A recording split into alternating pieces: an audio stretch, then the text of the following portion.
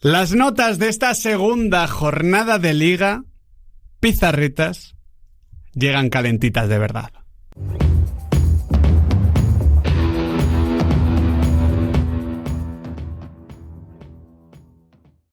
A ver, una vez acabado la segunda jornada de Liga ya podemos evaluar un poquito lo mejor y lo peor con este formato que estrenamos la semana pasada y que, chicos, por suerte, ha gustado bastante, cosa que celebramos aquí de llano. Sí, efectivamente, es un formatín nuevo y encantados de que guste, claro. Sí, es que nos permite hablar de muchas cosas. No, pero, sí, pero a veces uno cuando plantea un formato dice, uy, a ver si nos van a poner un 3. Nah, Miguel, a ti tú esto lo hacías ya en su día. Claro. No exactamente igual, pero sí que digamos que tiene reminiscencias de Diario de un Periodista Deportivo en 2018. Pero Miguel, con esa cabeza que tienes tú, los formatines siempre van bien. Sí, la verdad es que sí. Sí, está todo inventado. Hay gente que reclama para sí los formatos. Bueno, gente que le falta la realidad. Fatal. Todo se reinventa, es como el fútbol esto. Sí, los entrenadores, decía Pep Guardiola, somos ladrones de ideas. Claro. Nosotros ya ni te cuento. A ver, notas de 0 al 10. Como dijimos el otro día, intentamos resumir y hablar de lo más destacado, de resumir lo máximo la jornada de Liga, pero aunque lo intentemos y vayamos equilibrando un poquito a lo largo de la temporada, pues a veces de un partido nos quedamos con lo peor y no con lo mejor, y viceversa, ¿no? Simplemente lo digo, pizarritas, para que lo entendáis. Arrancamos, eso sí, con un partido que vamos a comentar en dos vertientes muy diferentes. Claro. Ese Villarreal-Girona. Evidentemente el 0 de esta segunda jornada de Liga se lo volvemos a dar al Girona. En la primera jornada se lo dimos a Gazzaniga. Lo enfocamos más a lo individual. Pero ahora tenemos que hablar de lo colectivo, Alex, porque en la cerámica el Girona se encontró un gran rival con mucho talento, pero la realidad es que el Girona estuvo cao. O sea, el Girona fue un muerto en vida. Sí, efectivamente. Yo creo que se vieron reflejados muchos problemas que arrastra el Girona. Jugadores a los que no les cala el mensaje y que probablemente tengan la cabeza ya en otro lado. Yo creo que esto se pudo ver personificado en Ángel Herrera, se pudo ver en el propio Krejci. Además de un equipo que se ve que no siente lo que hace. Y yo creo que creo que si hay un equipo que cree en lo que hace es precisamente el Villarreal. Y ahí es donde pasó la pisonadora y por eso vimos ese 4-0 de manera tan temprana. Lo comentábamos en el análisis que hemos hecho del Girona y que ya está publicado en nuestro canal de YouTube de Pizarritas, Nahuel. Quizás lo más grave es que el Girona se regala. O sea, que concede situaciones, que tiene errores no forzados, que deja muchos espacios, que empareja a un futbolista como Blind con otro como Buchanan que se termina hinchando. Luego hablaremos del Villarreal. Va a recibir evidentemente una nota muy alta. Es el actual líder de la Liga Española. Pero, bueno, creo que es el partido quizás más sencillo que ha tenido que afrontar el submarino amarillo en este 2025. Sí, muy plácido. Es que sumaría todo esto que dices, que el Girona viene demostrando tener mandíbula de cristal y que al primer fallo no forzado, en el primer partido entre David López y Gazzaniga, en este segundo de Ángel Herrera, el equipo se viene abajo y deja de ser un equipo competitivo. Me pareció muy significativo tanto el parón para hidratarse en la primera parte de Michel, donde cambia el esquema, habla un poco con Porto y ya está. Es como no lo voy a poder controlar. De bloqueo total, de saber que no puedo cambiar nada, dramático. Y luego también el abrazo de Marcelino a Michel, porque el primero que ve que algo no funciona, que algo está roto, es el entrenador rival. Marcelino decía, ostras, es que...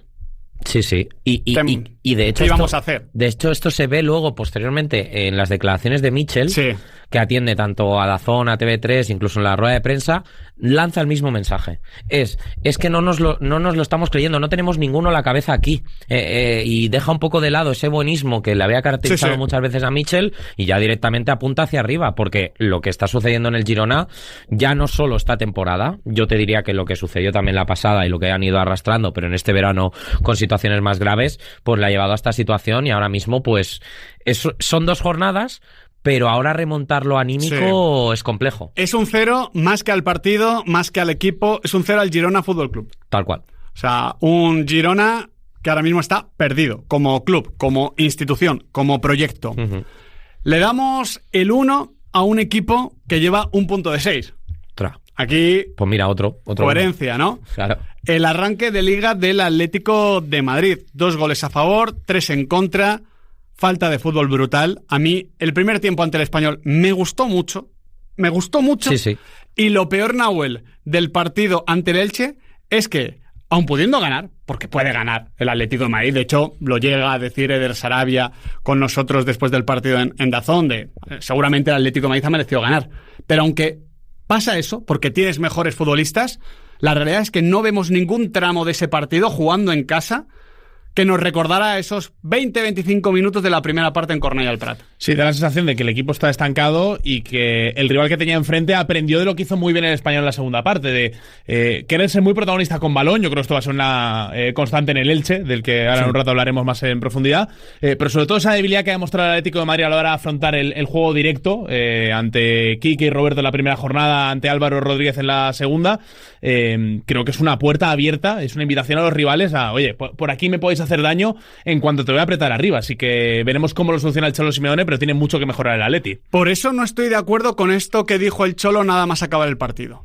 Bueno, tenemos un punto, tenemos 2 partidos de los cuales me agarro de lo que el equipo va mejorando. Tenemos mucha gente joven donde tenemos que ir incorporándola para que cada día crezca más. Creo que del partido del Español al partido de hoy hubo un crecimiento en el partido, se jugó mejor todavía de lo que se jugó con el Español.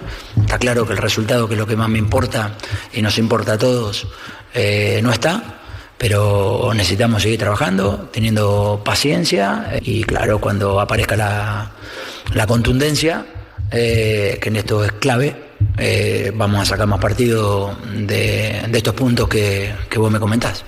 Que si hubiera habido contundencia, el Atlético de Madrid hubiese ganado, sí, y no le daríamos un 1. Que tiene que tener tiempo para integrar las nuevas piezas, totalmente de acuerdo. Que su verano ha sido raro, porque no solo el Real Madrid ha tenido poco tiempo, el Atlético de Madrid también está ahí y es un factor que debe pesar. Eso es. Pero insisto, yo no vi mejora respecto al día del Español. Hombre, si coges respecto a la segunda parte, sí, claro, desde luego. Pero es que fue un partido muy, muy, muy flojo. Fue un partido donde yo no sé cómo intentaba ganar el encuentro el Atlético de Madrid. Y tú, Miguel, estabas ahí, seguro que nos lo puedes detallar mejor, pero la sensación que a mí me transmitía viendo el partido en televisión era de, hostia, el partido igual dura 2 horas más y creo que no vemos un gol del Atlético de Madrid. Sí, es verdad que en cualquier momento, con jugadores de tanta calidad, incluso Julián, que estuvo horrible, puede marcar un gol. Sí, tuvo una Connor, ¿no?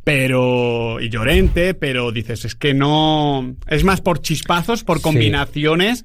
Quiero decir, es un partido que normalmente el Barça y el Madrid ganan así muchos, pero no eres el Barça del Madrid, eres el Atlético de Madrid. Entonces, para mí, esta es una crítica que vengo haciendo desde hace un tiempo.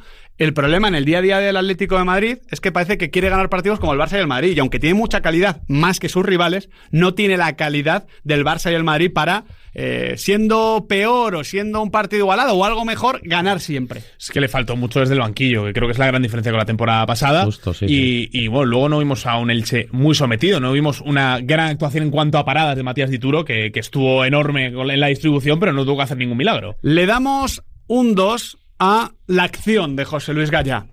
Es una acción muy concreta, pero es una acción mortal, de necesidad. Creo, además, lo comentamos el otro día, que José Luis Gallá lleva tiempo sin estar a su mejor nivel. Creo que el 2025 de Gallá no es el del mejor futbolista del Valencia, cuando debería serlo. Y en el 24, recordemos que la primera vuelta prácticamente no juega. Exactamente. Claro, sí. El partido del Valencia, sobre todo la primera mitad, es muy floja. Quizás más en el 11 para 11 que luego en el 11 para 10. Pepe lo está teniendo muchos problemas en el medio centro. No me convenció nada el Valencia, y ese error de José Luis Gallá, pues si hay alguien que no lo puede cometer, Alex, es él. Ojo, que es un error puntual, que tampoco es cuestión de matar a Gallá, pero estamos haciendo el repaso, las notas de la segunda jornada de Liga, y él tiene que ser una de las más bajas. Sí, tiene que ser una de las más bajas, sobre todo por ese momento en el que se produce, ¿no? Y la sensación de que, ostras, un futbolista que debe ser líder, referente en este Valencia, que parecía que podía pintar mejor de lo que fue el año pasado con la gran llegada de Corberán, ¿no? Y cómo termina la temporada en alza, se nos está quedando un poco, ¿no?, agridulce la sensación del Valencia en estas 2 primeras jornadas, sobre todo porque este partido podía ser sensato de plantear, ostras, Valencia que se va fuerte fuera de casa, que consiga con un plan un poquito más de mínimos, ¿no?, sorprender. y nos encontramos todo lo contrario.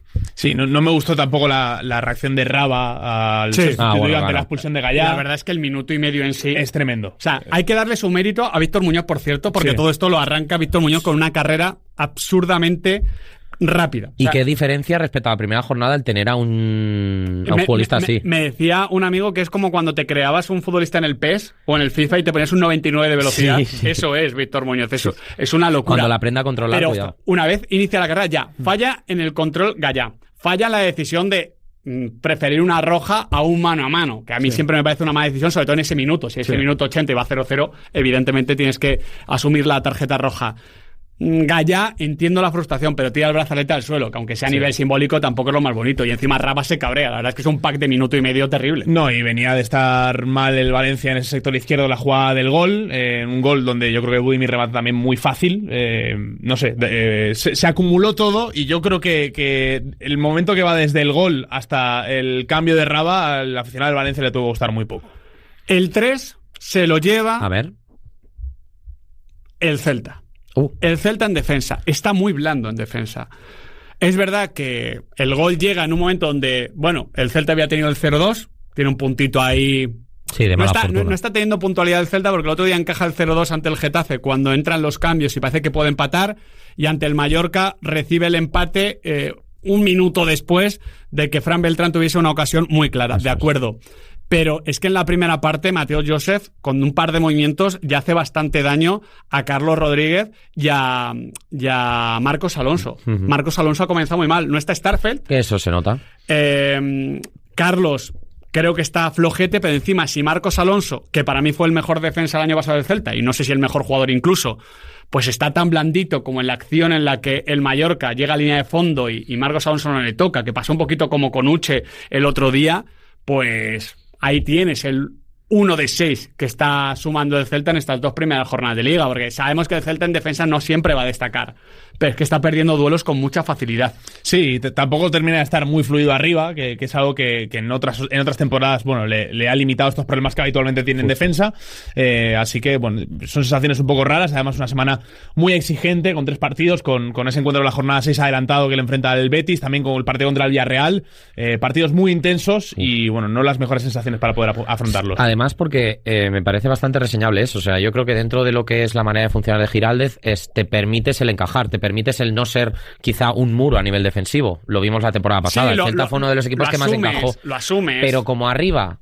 todavía no está empezando o no encuentra esa fluidez con la que nos destacó el año pasado, pues claro, es que al final ves que el Mallorca, por ejemplo, remata más a puerta. Es que a mí me pareció un partido igualado y dijo Yagoba al final del partido, qué pena que no dura algún minuto más. Pues, y creo que tiene razón, desde el cambio de esquema y la entrada de Marc Domenech, que es un jugador muy interesante, siempre me deja con Habló muy bien Yagoba de él. Que siempre me deja con ganas de verle más. Que no tuvo tanta continuidad la temporada pasada por un tema contractual, pero da la sensación de que se va a quedar esta temporada. Es un jugador que tiene mucho futuro. Y además, si lo pone ahí en una doble punta, sobre todo porque el cambio de sistema viene por, oye, es que no tengo desborde fuera de ninguna manera. No tengo desborde de ninguna manera. Vamos a aprovechar a carrileros largos, ¿no? Y yo creo que esa manera de funcionar, ese 5-3-2, a mí me gusta porque creo que tanto Darder como Pablo Torres se pueden entender muy bien. A ver qué pasa con los carriles, porque no sé yo si Mafeo va a poder ser el carrilero derecho. Venga, vamos subiendo por las notas. No tiene pinta, está bastante será Mateo Morey. Vamos subiendo por las notas, vamos hablando de cosas mejores. Siempre empezamos por lo malo, nos quitamos lo malo y acabamos con lo bueno. Le voy a dar un 4. Podía haber aprobado, ¿eh? Es un 4, pero si viene a revisión yo le subo a la Real Sociedad. El primer tiempo me pareció horrible. Tan bueno del Español como malo de la Real Sociedad. Estuvo muy superado la Real. Tú lo viste allí en el estadio y sensación, bueno, al final era el mismo 11 prácticamente que la época Imanol y parecía, por lo que hemos dicho con el Girona, parecía la jornada 39 de la Liga del año pasado. Sí, mi sensación fue primero que la Real Sociedad empezó, ¿no?, con esa intención de tener mucho balón, de querer contentar a la gente, de querer mostrar algo nuevo. De hecho, yo creo que la intención de Sergio Francisco era, voy a meter a John Martín para que me gane esos duelos aéreos que, por ejemplo, Lenormand no ganó ante Roberto Fernández. John tampoco lo ganó. Y John no estuvo para nada bien, de hecho es el que provoca el penalti sobre Roberto. Y el Español sí sí que se creyó más el partido. Sí. De hecho, una de las primeras acciones de contragolpe es el gol de Peremilla de cabeza. Es que hay un momento donde yo veía el 0-3. Sí. El español estaba muy fluido, aparecían situaciones por todos lados, Dolan regateando a todo el mundo, incluso a él mismo. Dolandona. A mí me gusta más... Dolandiño. Pero el de Dolandona creo que es más Maradolan, ¿no? Es que da juego el nombre, ¿eh? Sí. Mola el chico, ¿eh? Creo que a él le gusta más Dolandiño. No, bueno, claro. Oye, que te guste cualquiera, que te están comparando con Ronaldinho y con Maradona. Pude hablar con él luego después ahí en el césped y tal de Anoeta y el chaval, tío, tiene una sonrisa todo el rato en la cara, es increíble. Bueno, como JJ Watt, ¿no? Y viene y no te conoce de nada y te saluda. A mí me veía ahí con la acreditación y me saludó, tal. Y digo, what a match, y dice, yeah, man. What a match, What a match. Vaya fiesta. Vaya fiesta, no. Por cierto, hubo un tuit que me hizo mucha gracia, pegándole un pantallazo a JJ Watt, felicitando a Peramilla, y digo, es que JJ Watt se creerá que Peramilla es Cristiano Ronaldo. Hombre, no, después de los goles de cabeza que ha marcado. En todo caso, el 4 se lo lleva la Real.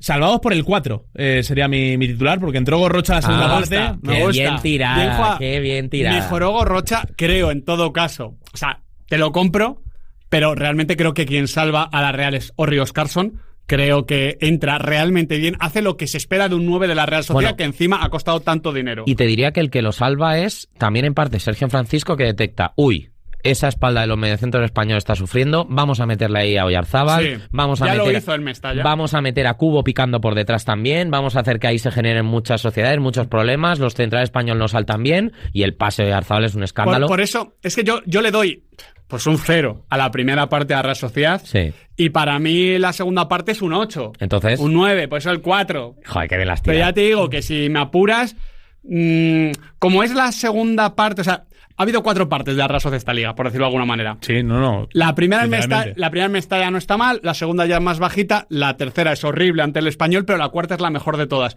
Pues espero que con Gorrocha y espero que con Oscarsson la Real mejore. Hombre, esto con evaluación continua es un 7, ¿no? Claro. O sea, progresa adecuadamente, claro, sí. Yo quiero creer, pero aún así, empate en tu casa después de una primera parte muy mala, no te da para aprobado y se lleva ese 4. Sí. No sé si somos muy duros, pero chicos, es lo que hay. Bueno, somos duros porque creemos que puede hacer más. Fíjate, es que la nota aprobada, o sea, el 5, se lo llevan 2 equipos que han ganado. Han ganado sin brillantez. Pero las victorias de Betis y Athletic Club. Creo que son victorias de equipos grandes. Creo que el Betis jugó algo mejor que el Athletic. Solventaron sus partidos, ya digo, sin excesiva fluidez. El Betis tuvo incluso menos balón que el Alavés, que jugándose en casa es sorprendente. El Athletic Club, la primera parte estuvo muy desubicado. Se midieron a Alavés y a Rayo, pero bueno, no dejan de ser 2 victorias, Nahuel, que nos gusta elogiar porque son 2 victorias normalmente de proyecto, ¿no? O sea, de equipo que se ha acostumbrado a ganar. La victoria también es una cultura, la derrota también. Siempre digo que a veces la nostalgia y la tristeza son cómodas, te acostumbras a ellas. Pues a ganar, a esa sensación de, oye, mira, es que estoy jugando en mi estadio y tengo que ganar aunque no esté bien, también es una cultura que se crea. Y creo que Manuel Pellegrini y Ernesto Valverde la han creado y por eso ganan partidos que dices, oye, pues tampoco están muy allá, aunque ya digo que creo que el Betis estuvo algo mejor. Sí, hay cosas que no son casualidad. Estoy hablando de memoria, pero me parece que Pellegrini y Valverde son los 2 técnicos que más llevan en su equipo. Después de Simeone. Claro. Simeone, claro. Simeone va aparte. Simeone va aparte en este tipo de rankings, pero bueno, después de la salida de Imanol de la Real Sociedad, que era el que venía siendo segundo. Y de Yagoba antes en Osasuna, bueno, y se les nota a los dos que hay esa continuidad. Y sobre todo me hace gracia cuando le preguntan a los rivales por el Betis de Pellegrini y dice, bueno, pues es que es el mismo equipo de todos los años, con algún cambio de piezas, pero que sigue dejando las mismas sensaciones. Oye, me gustó mucho Nathan, me encantó el partido de Nathan. Bueno, a mí me gustó mucho Altimira, que creo que está cogiendo un pozo de futbolista muy importante. Está buscando un pivote defensivo el Betis para paliar la baja de Johnny Cardoso, pero el paso adelante de Altimira, que ya fue importante la temporada pasada, me parece muy destacable. Para mí en este 5 yo creo que hay que poner la relevancia en los 10. Lo que cambia tener a un Lo Celso súper inspirado y lo que cambia tener a Sancet en el terreno de juego para el Athletic Club. Y lo que se nota la ausencia de Isco. Buah, eso también. Porque, ya digo, Lo Celso puede marcar la diferencia, pero con Isco el Betis no pierde la posesión. Que ojo, no se trata de tener o no la posesión, pero había momentos donde creo que el partido le demandaba algo más de control. el mediapunta que se gire y busque Altimira y que a partir de ahí someta al rival, y no lo tiene, porque Lo Celso cuando recibe es un jugador más agresivo, más atacante, ¿no? Se enfadó un poco Pellegrini después del partido porque le dijeron, oye, sin Isco es cuando vemos siempre el mejor nivel de Lo Celso y no pueden jugar juntos, ¿no? Pues y dijo, no estoy nada de acuerdo. Se puede enfadar y pueden jugar juntos, pero la realidad es que el mejor Lo Celso coincide cuando no la está primera Isco. parte de la temporada. Y creo que es muy fácil de entender. Sí, sí. Pues para que el reto de esto pasó también con Fekir, el rey, con Canales, que costaba. Claro. Costaba. El reto de Pellegrini va a ser, pues, sumarlos, claro, pero es muy difícil. Dice Don Manuel que han coincidido 3 partidos. Es que entre lo que estuvo lesionado uno y lo que estuvo lesionado otro... También es verdad. Contra Fiore sí que creo que vimos una buena versión de los dos juntos. Pablo García, por cierto, ahora que has dicho Fiore, vaya minutitos ante el Deportivo Alavés. Vaya mano de Sivera, ¿eh? Sí. Paradón. El 6 se lo damos a la pareja de centrales del Elche, que en realidad fueron 3, pero como Donald jugó por delante y Donald jugó muy mal, de hecho le tuvo que meter Víctor Chus, pues lo concretamos en Afengruber y Pedro Vigas.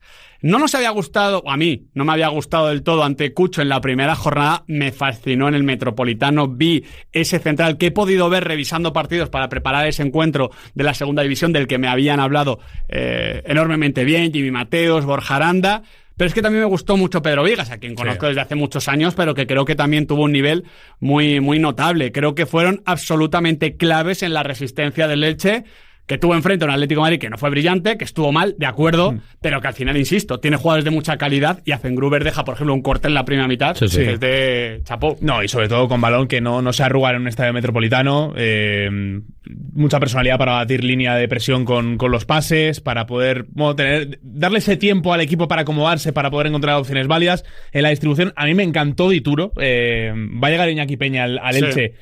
Y creo que lo va a tener muy complicado para quitarle el sitio. Me parece un portero de nivel altísimo. Es decisión para Eder, ¿eh? Sí. Es decisión de entrenador. Y ya es lo que le faltaba a Iñaki Peña, ¿no?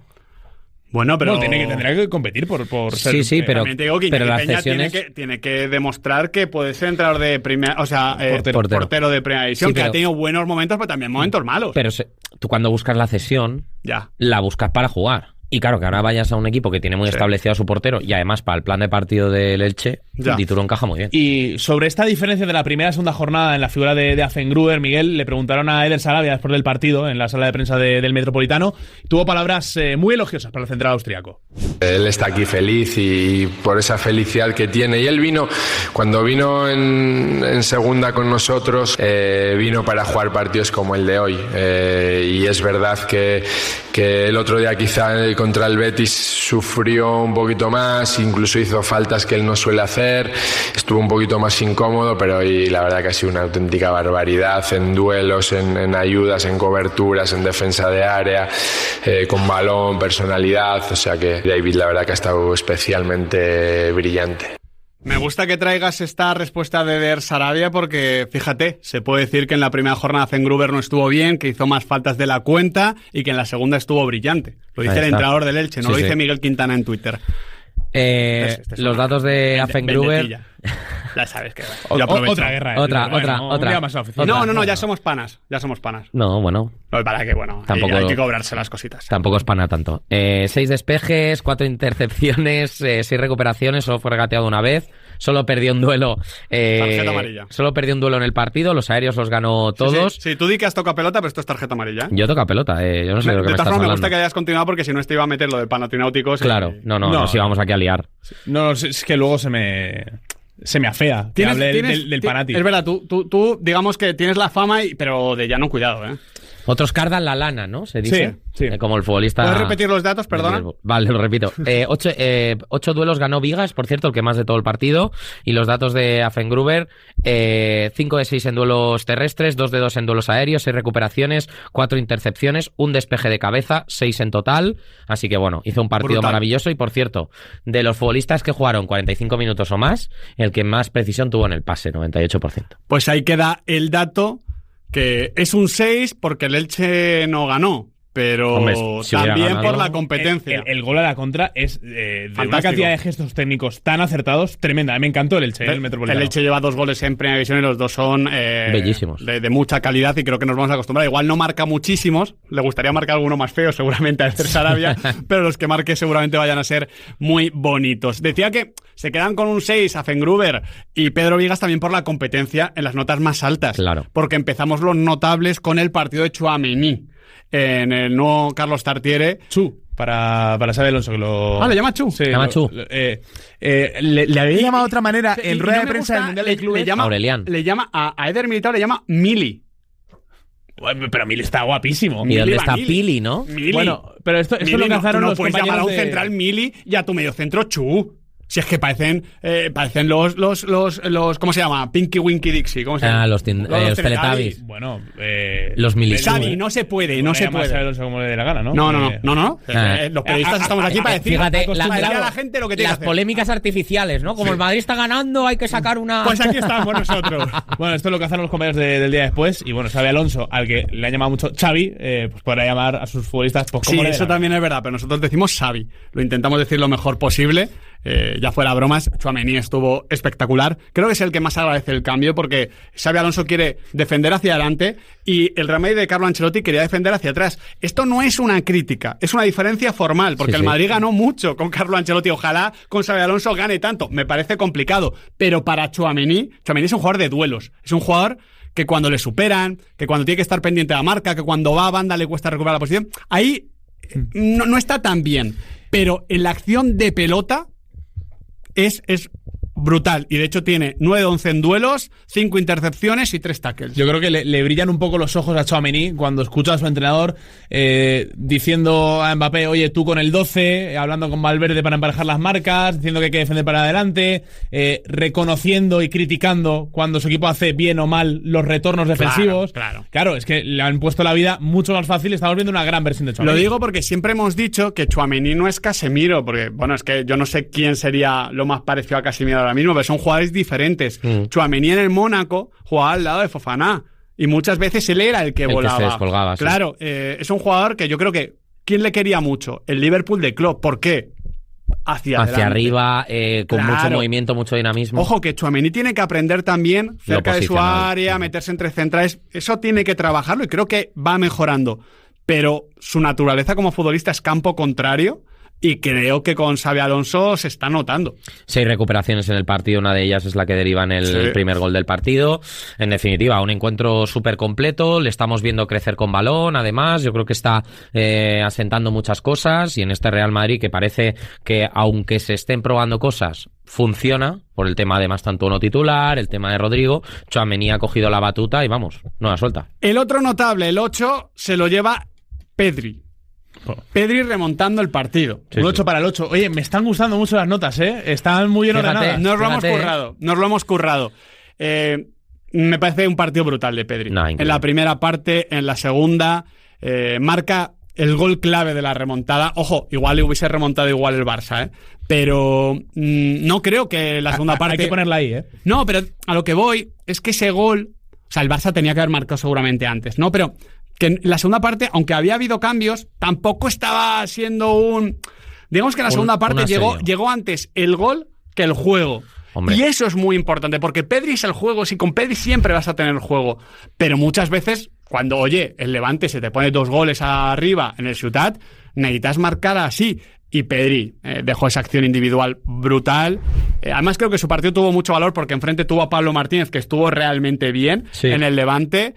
Dejaba muy poquitos espacios el equipo de Calero y aún así los encontraba Pedri. El primer pase, o el pase de la primera parte a Ferran Torres, que deja solo, que chuta al larguero. Es buenísimo. Es una barbaridad. Uno parecido a Almada, a Sorlo también en el Metropolitano. Sí, por cierto, que estuvo muy bien también en esas persecuciones en el Levante es Manu Sánchez, que había tenido una primera jornada un poquito complicada. Estuvo muy bien ante Lamine Yamal. De más a menos.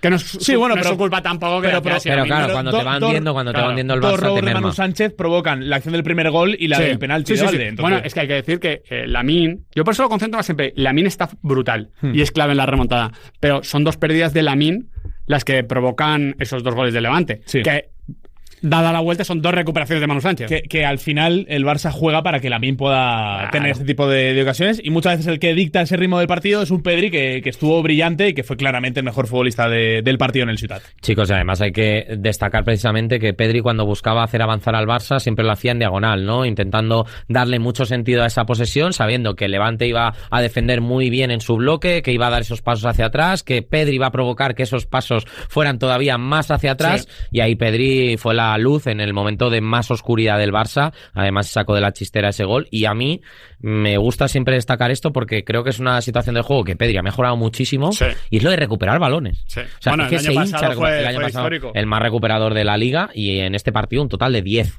Brutal Increíble. Pedri. No negocia. A ver, vamos con los sobresalientes. Venga. Nos hubiese apetecido dar 2 10, pero mira, damos del 0 al 10 y aquí hay que ordenar. El 9 se lo damos, no es a un delantero centro, lo siento, Nau, Claro. por el tema de la coherencia. Se lo damos a Luis Milla, Adrián Liso y José Bordalas, porque la victoria del Getafe fue brutal. El partido de Luis Milla a mí me parece escandaloso. Escandaloso. Estuvo... Pues no sé, ha habido muchas grandes actuaciones en la jornada. Hemos hablado de Pedri, de Tchouaméni, de Afengruber. La de Milla no está por detrás. Liso es Copichichi y ahora aparece David Villa. Sí. O sea, es una cosa... Con Mbappé y Buchanan. Es una cosa de locos. Pero es que veía yo un dato en la Liga en directo, nuestro buen amigo Fran Martínez. Qué grande. Los equipos que han ganado más partidos fuera de casa en Primera División en el año 2025. Año natural. 6 el Villarreal. Bien. Sí, muy bien. 7 el Madrid. Bien. 9 el Barça. Ostras. Espectacular. 9 también el Getafe. Sí. Bueno, recordemos que a principio del 2025 llega esa gran racha del Getafe que gana 5 seguidos fuera de casa, que solo lo iguala al Paris Saint-Germain. Sí, eso es, que era el que más de Europa. Al final, creo que tiene mucho que ver con que este equipo tiene menos cosas con pelota que el que se metió en Europa, eliminó al Ajax, que sí, que era un equipo que iba mucho a la presión, muy incómodo, pero luego tenía cositas con pelota, los 2 puntas y demás. Entonces, le sale más natural jugar fuera de casa que en el Coliseum. No por su público, evidentemente, que va a tope con el Getafe, sino por cómo frustra al rival. O sea, el rival, el Celta y el Sevilla, tenían que tener la pelota. El Celta tuvo un 69% de la posesión, el Sevilla un 72%. Pero es que no les sirvió para nada. El Sevilla generó 0,56 expected goals, el Celta 0,73. Sí. O sea, teniendo un 70% de la pelota, no llegaron a un gol producido. Es una barbaridad. De hecho, para mí el Sevilla cae en la trampa, que es la de buscar el centro lateral todo el rato. 32 centros al área, solo 7 encontraban rematados. Es verdad que encontró el gol en una de ellas, sí, que es el de Juan Iglesias en propia portería, pero volviendo al tema de... De hecho, ese es un centro errado. Sí, es un centro... No te quiero decir, o sea, estadísticamente... Estadísticamente, de hecho, lo he tenido que añadir yo, porque no viene, pero claro, me parece que hay que añadirlo. Pero si bueno, derivan un gol... Que si no llega Juan Sí, Iglesias, era gol. No, era por... Sí, pero la estadística. el centro bueno se considera que se remata. Claro, ahí no lo remata nadie. Sí, Bueno, pero esto es como, por ejemplo, mira, ya que viene Alex del Newcastle, en el Newcastle-Liverpool, la acción de Szoboszlai que deja pasar el balón para que remate el chico este de Liverpool que debutó. Yo tampoco me he aprendido el nombre todavía. Río en Gumoja. En Gumoja, que hay un jaleo con el Chelsea. Mojó, también, ¿no? Sí. Bien. No, muy bien. Me ha gustado. Claro, eso que hace Szoboszlai, que tiene un mérito tremendo, no es una asistencia. Exacto. Pero el tema de Milla a mí me parece también súper reseñable porque, a ver, si hay un equipo que le da poco al poseedor del balón, en cierta manera es el Getafe, ¿no? O sea, Luis Milla levanta la cabeza e igual dice, ostras, tengo 1 o 2 por delante. Hasta que llegue el tercero o el cuarto tengo que esperar. Y Luis Milla ahí es un experto en los giros, en poner el cuerpo, en proteger el balón, en ser capaz de detectar, ostras, pues mira, ahora tengo a Liso por delante, le voy a mandar un balón en largo para que pueda estirar el equipo y nos plantemos en campo rival. Y luego también algo muy aprovechable es como genera ocasiones a través del balón parado. A mí me parece que lo tiene todo para ser el capitán general de este equipo. Fíjate que no estoy muy de acuerdo, o sea, porque creo que es verdad que no hay mucha gente por delante del balón, pero creo que la salida de balón del Getafe es tremenda, es muy pulcra, a nivel de sistema está muy bien trabajado, para que a pesar de que solo tienes pues a Liso, a Uche y alguno que se pueda incorporar puntualmente, te da la sensación de que el poseedor siempre tiene una opción para salir. La segunda jugada, la segunda oleada está muy bien trabajada también, porque hay Arambarri y Luis Milla lo hacen muy bien. Y Mario Martín está bien también. Es que la pizarra de Bordalás es muy rica. Es verdad que muchas veces consiste en frustrar al rival más que en generar. Es verdad que muchas veces adquiere matices que son como mínimo criticables, pero gustó, tácticamente es buenísimo. Me gustó mucho, por cierto, la primera parte, que estaba Da Vinci justo por la banda de los banquillos, que hay un momento que lo engancha a Bordalás y le dice, como que lo empuja diciendo, oye, espabila que hay que ir fuerte, que hay que ganar duelos. Por cierto, antes de pasar al 10, que me lo dice Rubén Moray en el chat de YouTube y tiene razón, he dicho antes Fekir Canales, no, me refería a Fekir Isco, evidentemente. Vale. Fekir Canales funcionaron de maravilla, me estaba refiriendo con Isco Alarcón. Y ahora sí, damos el 10. Creo que no había otra opción que darle el 10 al submarino líder. No se lo puso complicado Girona, ya lo hemos comentado, pero qué equipazo. Vamos a ver qué pasa con Jeremy Pino, que parece que se va al Palace, pero yo tengo sensación de Palazo, que puede... Bueno, yo tengo la sensación de que va a acabar con mejor plantilla. Nicolás Pepe acabó la temporada muy bien y ahora mismo está como un avión. El partido Bucaram es muy bueno porque creo que es un fichaje muy bueno. A mí Etayón, yo me quedaría Etayón, la verdad. No conozco a Tani, vamos a ver si llega Dobic o Nicolás Jackson, pero a mí Etayón me gusta. El centro del campo parece que se va al Bayern, que si llega alguien va a ser Dobic. El centro del campo tiene muchos registros, defensivamente ha mejorado una barbaridad. No quiero sobrereaccionar porque al final, oye, el Villarreal ha ganado un recién ascendido el Oviedo que se queda con 10 y falla un penalti, y ha ganado un Girona que ahora mismo es el peor equipo de la primera división, y habría que ver también si del fútbol profesional en España, porque la verdad es que es un desastre. No, por el camino la goleada, por sumar más buenas noticias, debuta Renato Veiga, debuta Tomás, es que... Decía que no quiero sobrereaccionar, pero ya yo tengo marcada jornada número 4 en el Metropolitano ante el Atlético de Madrid para ver hasta dónde puede llegar este Villarreal, porque todos le situamos en esa pelea por la Champions, entre o no. Son 2 partidos en casa. Pero también. El Atlético de Madrid no es pelea por la Champions, es pelea ya por tercera plaza.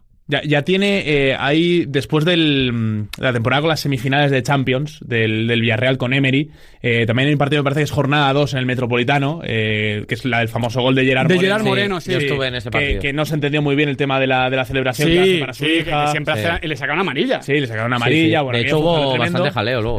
Hubo bastante jaleo porque hubo una pitada tremenda en el Atlético de Madrid, que también había jaleos con el tema del escudo. Bueno, de esto ya ha llovido, pero parece que hay situaciones en el fútbol que a veces son cíclicas, y ese Villarreal, que como digo, venía a estar entre los 4 mejores de Europa, parecía en disposición de dar ese paso adelante. No lo dio. Creo que esta temporada hay más mimbres y bueno, veremos cómo palía esa ausencia de Jeremy Pino si se llega a producir el fichaje. Pero entre que anda cerca lo de Arnau Tenas también, lo de Dobic, lo que ya tiene en plantilla y la sensación de hambre constante que transmite el equipo es para darle el 10. O sea, si no hay una mala noticia de última hora, como por ejemplo tema Pap Gay, por ejemplo, que me parece jugador nuclear para Marcelino. Sí. O sea, cuando... Nucelar. La palabra es nucelar. Cuando estaba volviendo a ver o cuando estaba viendo el partido ahí en diferido, es que era una auténtica maravilla ver cómo se incorpora la gente del Villarreal en ataque. Tiene una capacidad para generar y encadenar situaciones de peligro. Pues súper fluido. Sí, además es que es precisamente esa la palabra, fluidez. Es como que el Villarreal siempre tiene a un futbolista groguet, el poseedor del balón siempre tiene un futbolista groguet al que llegar, siempre tiene una situación para generar para el rival. Oye, que me atasco con pelota, pues este me va a hacer Buchanan, me va a hacer un regate y me va a plantar en la portería rival. Y cuando todo te sale, pues es que es imposible no llevarte un 10. Le damos el 10 al Villarreal, el 0 al Girona, y por el camino, pues el resto de partidos han estado representados en nuestras notas de la segunda jornada de la Liga.